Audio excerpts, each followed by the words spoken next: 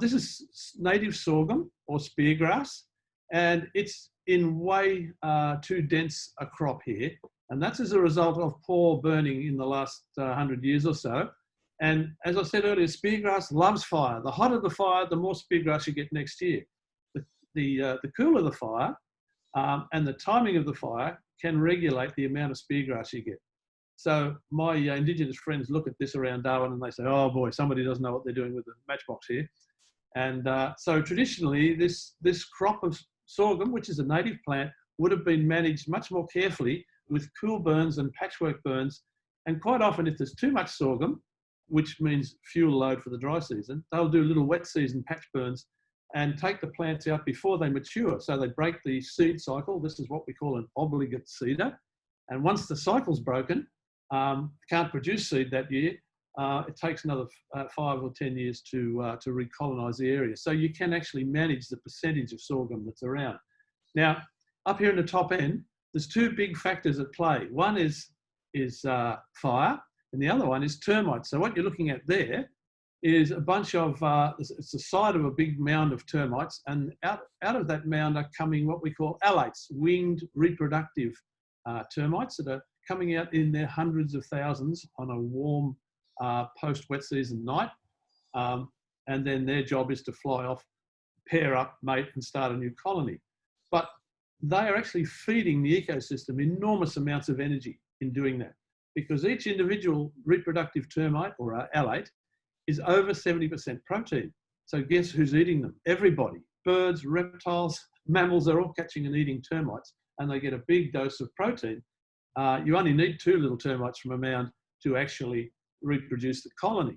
This is on my wall just outside Darwin on a particular night when the termites are flying. You can see them all gathering on the wall there. Way too many to just simply start another colony. They're feeding everybody and putting a whole lot of protein into the ecosystem. Where are they getting the protein?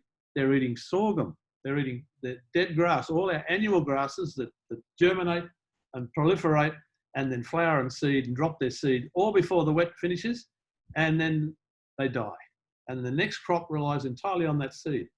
These guys are cutting it all up into little lengths and they're giving it to everybody else. Now, what you can see here is a little Kalia skink. There's lots of those around my place. And they're representative of all our little vertebrate animals. They're munching up these flying termites. Every time it happens, they hop into it. The wood swallows, the friarbirds, everything's knowing this is coming. The frill-necked lizards, as you can see on the right-hand side there, they're hoovering in this vast amount of protein in a short time. Frill-necked lizards, next week, the males are all coloured up with beautiful red throats and black bellies, and they're showing off to each other. And only days later, the female frill-necks are laying their eggs, powered by termites and protein. It's amazing the cycle that's going on. We have many kinds of termites. These are the big in-your-face ones we call cathedral termites. And all the green around there is the food for the dry season, which is going to be chopped up and taken into their little factories, the orange bits. And they are like powerhouses. And in those factories, they're converting lignin, they're converting dead wood and grass and whatever into protein. Now, no other life forms are doing it. And an old CSIRO researcher told me, after studying this all his life, he said, these termites are recycling tons per acre per annum. That's a lot of grass. And they're giving it back to nature and keeping a little bit for themselves. If you get rid of your termites, you're shutting down a whole industry, a massive industry. If you Google termites, you know what you get? About 36 pest control companies tell you how bad termites are. In actual fact, our tropical ecosystems would collapse if it wasn't for those little guys in those mounds. It's amazing. So I call them energy factories. At the end of the dry season, this is down towards the Catherine Mataranka area. The end of the dry season, you can see how each of those little colonies there has removed the grass around it and processed it. And it's all waiting now inside for the right humidity levels. And then they release their alates and the whole cycle starts again. It's quite amazing. So here's some of those little guys, and that's dead sorghum, dead speargrass you can see there at the end of the wet season.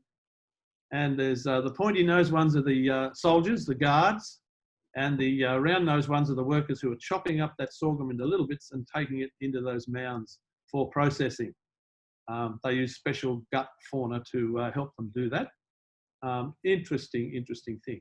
So what we've actually got here at the top end that we see playing out around us every year, wet to dry, is a tussle between fire and termites. Now, modern man doesn't know anything about termites and we don't care about them. We think they're horrible little things that shouldn't be there. And our fire removes their food. And so that causes problems.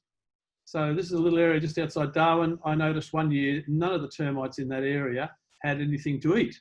But we're told that they have up to 3 years storage in their mounds, so that if they do have a bad year and some person lights a fire at the wrong time and robs them of their livelihoods, they can still keep processing on last year's products.